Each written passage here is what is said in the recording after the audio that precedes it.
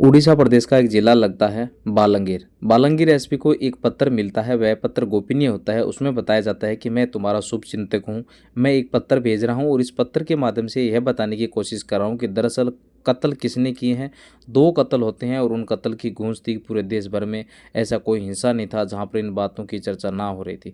अब उस पत्र को लिखा जरूर था, लेकिन उस पत्र के अंदर ऐसा क्या था एसपी ने ही समझने की कोशिश की। 50 से ज़्यादा पुलिस वालों ने उस पत्र को समझने की कोशिश की, लेकिन किसी के समझ में नहीं आ रहा था। अब ऐसी स्थिति में उस प्रदेश की राजधानी में वहाँ पर एक ऑफिसर होता है। उस सीनियर ऑफिसर के व्हाट्सएप पर वो पत्र भेजा जाता है। जैसे ही उस सीनियर ऑफिसर को पत्र मिलता है तो उस पत्र को पढ़ने लगते हैं।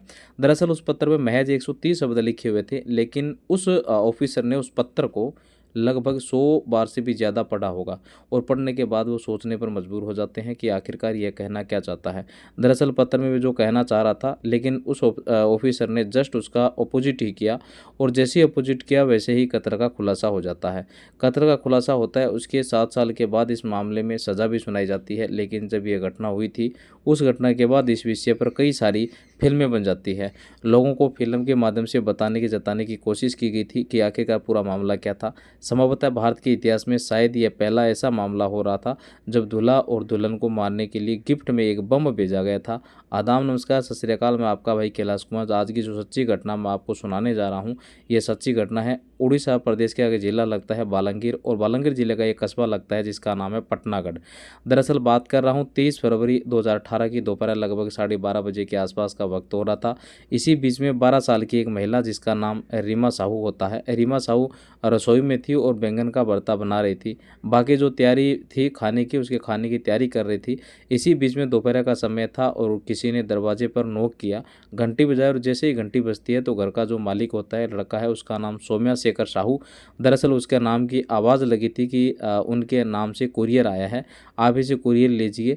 जैसे ही कुरियर वाली बात आती है, कुरियर देखा जाता है, देखकर एकदम खुश हो जाता है। खुश वो इसलिए था क्योंकि यह गिफ्ट था। उस गिफ्ट को देखकर इसलिए भी खुश था। वो अपनी पत्नी से कहता है कि देखो, कोई हमारा शुभ चिंतक तक इस किसी ने गिफ्ट भेजा है। वह रिसेप्शन में शायद शामिल नहीं हो पाया होगा।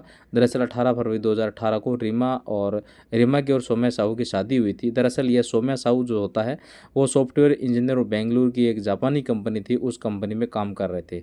रीमा साहू से शादी 18 तारीख को होती है और 20 फरवरी 2018 को उनका रिसेप्शन होता। बहुत सारे मेहमान आए थे, बहुत सारे गिफ्ट आए थे, लेकिन यह गिफ्ट थोड़ा लेट आया। शादी को अभी 5वां दिन था। जैसे ही गिफ्ट आता है वह खुशी खुशी उसे लेके जाता है। कुछ देने वाली बात आती है तो कोरियर वाला कहता है कि साहब पैसे से सब जमा है, आपको कुछ भी देने की ज़रूरत नहीं है। तुरंत ही वह रीमा को आवाज़ लगाता है। नई दुल्हन थी, अभी दुल्हन को आए हुए महज 5 दिन हुए हैं। उसके पास जाता है और जाकर कहता है कि देखो, किसी ने गिफ्ट भेजा। अब जैसे ही वह गिफ्ट को खोलने की तैयारी कर रहे हैं, इसी बीच में लगभग 85 साल की उनकी बुजुर्ग दादी होती है। नाम उनका जेमामणि होता है। जेमामणि भी आवाज़ सुनने के बाद सीधा रसोई में पहुंच जाती है। हालांकि पीने तो वह पानी गई थी, लेकिन पानी पीने के दौरान वो रुक जाती है और उस बॉक्स में ऐसा क्या था, उस बॉक्स को खोलने का इंतजार कर रही थी। दुल्हन ने अपना खाना छोड़ दिया जो खाना बना रही थी। दूल्हा वो बड़ा एक्साइटेड था कि आखिरकार इसके अंदर है क्या। पहले ही पैकिंग खुलता है और पैकिंग से ही पता चलता है कि जिसने भेजा है दरअसल उसका नाम एक एस के शर्मा है। अब एस के शर्मा के नाम से छत्तीसगढ़ की एक जगह लगती है रायपुर, वहाँ से आया है। लगभग 230 किलोमीटर दूर से वो जो कोरियर था चल के आया था। बड़े खुश हो रहे थे और जैसे ही उसका खोलना शुरू किया, उस रेपर वगैरह तो उसमें एक सूतली जैसा धागा था, सफ़ेद रंग का धागा। उस धागे को जैसे ही उन्होंने खींचना शुरू किया है, वो थोड़ा सा खींचा और खींचने के बाद एक ज़ोरदार धमाका होता है। इतनी ज़ोर का धमाका होता है कि आसपास की बिल्डिंगें तक वहाँ तक दहल पहुँच जाती है। साथ ही रसोई के अंदर वो धमाका होता है और रसोई की जो छत थी एकदम से फट जाती है, उसमें भी बड़ा सा सुराग हो जाता है। इसी बीच में उस रसोई के अंदर 3 साथी थे, यानी कि दूल्हा दुल्हन जिनकी अभी 5 दिन पहले शादी हुई थी और उनकी दादी वो देखने के लिए आई थी। दरअसल पानी पीने के लिए आई थी, लेकिन जैसे ही गिफ्ट खेल खुल रहा था, खुलते ही गिफ्ट को देखने के लिए रुक जाती है और धमाका इतनी तेज़ था, रसोई की छत फट जाती है और ये बहुत बुरी तरह से झुलस जाते हैं। आसपास के लोग उस धमाके के बाद सीधा घर की तरफ आते हैं दौड़ते हुए, और आने के बाद इनको तत्काल प्रभाव से जिस कस्बे में हॉस्पिटल होता है वहाँ लेकर जाते हैं। दादी को और जो लड़का होता है सौम्य, उसको तो डॉक्टर ने मृत घोषित कर दिया, लेकिन जो रीमा है, जो भी इस घर की दुल्हन बनी थी, 5 दिन ही उसके हुए थे, वह गंभीर रूप से घायल हो जाती है।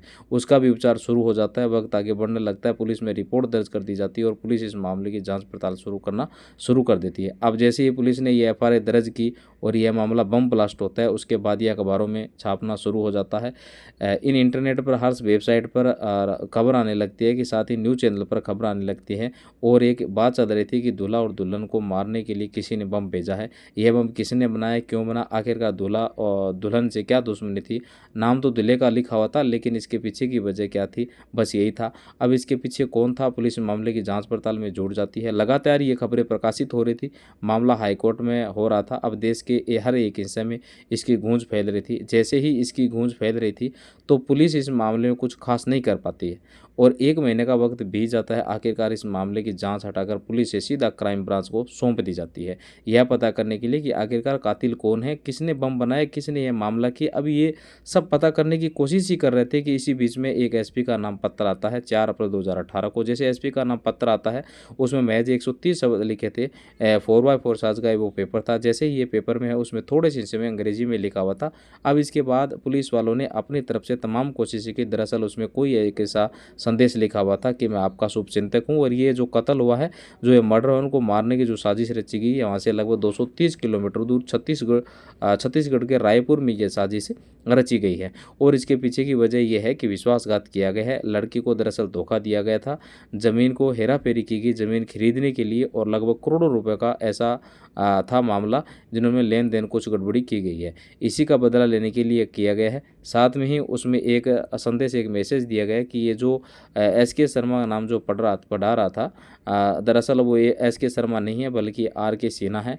आप उसे शायद गलत पढ़ रहे हैं। अब यह लोकल की जो पुलिस थी, इस ज़िले की जो पुलिस थी, तमाम कोशिशें कर ली, लेकिन इस ज़िले की पुलिस को यह कुछ हासिल नहीं हो पा रहा था कि आखिरकार इसके पीछे की वजह क्या है। हालांकि पुलिस ने अब तक 100 से ज़्यादा लोगों को गिरफ्तार किया, यानी कि हिरासत में लिया, और हिरासत में लेने के बाद उनसे पूछताछ कर दी। दूल्हा दुल्हन परिवार के हर सदस्य जिनकी दोस्ती थी, दुश्मनी थी, या किसी ने कुछ ज़िंदगी में कुछ कहा भी था, तो उसके पास तब तक भी पुलिस जाती है, लेकिन पुलिस के हाथ कुछ लग नहीं रहा था। अब उस लेटर के माध्यम से क्या बताने की कोशिश की जा रही है, पुलिस यह भी नहीं समझ पा रही थी। तभी वो लेटर भुवनेश्वर में एक ऑफिसर होते हैं, उस ऑफिसर को यह लेटर भेजा जाता है, और उस ऑफिसर का नाम होता है अरुण बोथरा। दरअसल अरुण बोथरा ने जब उस लेटर को पढ़ना शुरू किया, तो शुरू से ही लेटर पढ़ते थे, आखिरकार तक आते थे, पढ़ते थे, आखिर तक आते थे। इस तरह करते करते रात भर में उन्होंने 100 से ज़्यादा बार इस लेटर को पढ़ा होगा, लेकिन उनके दिमाग में तभी आता है कि आखिरकार SK और RK शर्मा का RK सिन्हा पढ़ा जाए। उसको कैसे पता लेटर लिखने वाले को कि आखिरकार ये इसमें SK सिन्हा ही लिखा गया है, या ये पढ़ा जा रहा है, क्योंकि ये बात मीडिया में नहीं आ रही थी, यह बात किसी को नहीं पता थी। अब ये पहला जो गलती पकड़ी जाती है, यह बार बार इस लेटर के माध्यम से यह बताने की कोशिश की जा रही थी कि इसकी साजिश यहाँ से लगभग 230 किलोमीटर दूर रायपुर में रची गई है, और इसमें लगभग 3 लोग शामिल है। आखिरकार उसमें जब बार बार यही जिक्र करने की उसमें कोशिश की गई थी कि बताने की वह कि 230 किलोमीटर दूर, यानी कि वो बाहरी लोग हैं, तो उन्होंने ये अंदाज़ा लगाया कि बाहरी नहीं है, इसके अंदर लोकल का ही कोई व्यक्ति है। साथ ही उन्होंने कहा कि लड़के का मामला पुलिस ने हर एक पहलू पर जांच की थी, खासकर लड़के वाले पहलू पर कहीं ऐसा तो नहीं है कि कोई लड़की का मामला रहा हो इस इंजीनियर के साथ, और इस तरह की बातें रही हो। उन्होंने हर एक उसका पहलू शुरू से लेकर बचपन से लेकर आज तक के हर एक पहलू पर जांच की, लेकिन लड़की का कोई मामला सामने नहीं आता है। ऐसी ज़मीन की बात भी नहीं आती है। ज़मीन को लेकर भी खरीदना बेचना, इस तरह की बात पुलिस पहले से ही जांच कर चुकी थी, इस पहलू पर भी कोई बात नहीं आती है।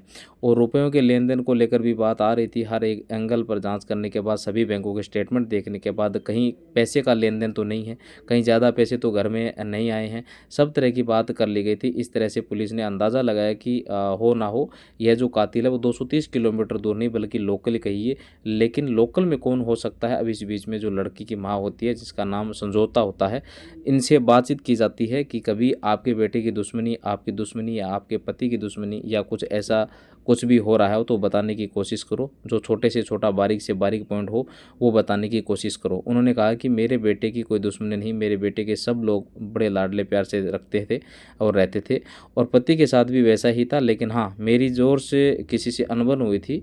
जब अनबन वाली बात आती है तो वो बताती है कि उनका जो एक विद्यालय जिसका नाम है ज्योति विकास महाविद्यालय, उसके वो फिलहाल प्राचार्य है। और इसी विद्यालय में, इसी महाविद्यालय में जब पहले पूर्व में एक प्राचार्य हुआ करते थे जिनका नाम पूंजीलाल मेहर था।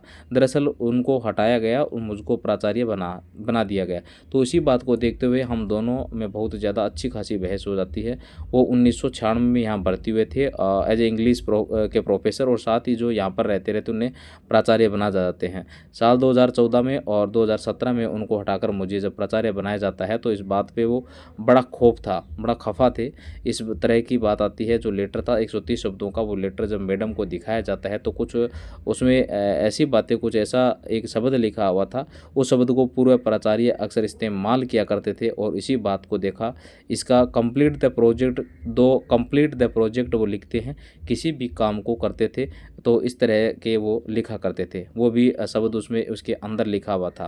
उन्होंने कहा कि वो इंग्लिश के जो लेक्चरर हैं वो इसी तरह की ही तो लिखते हैं। बस पुलिस ने जाके ही तुरंत जो लेक्चरर साहब होते हैं पूंजीलाल मेहर, जिनकी उम्र लगभग 56 साल के आसपास होती है, पुलिस उन्हें सस्पेंड के आधार पर हिरासत में लेती है। लेकिन तब तक 2 महीने से ज़्यादा का समय बीत जाता है। फरवरी में यह घटना हुई थी और अप्रैल का भी लास्ट आ जाता है।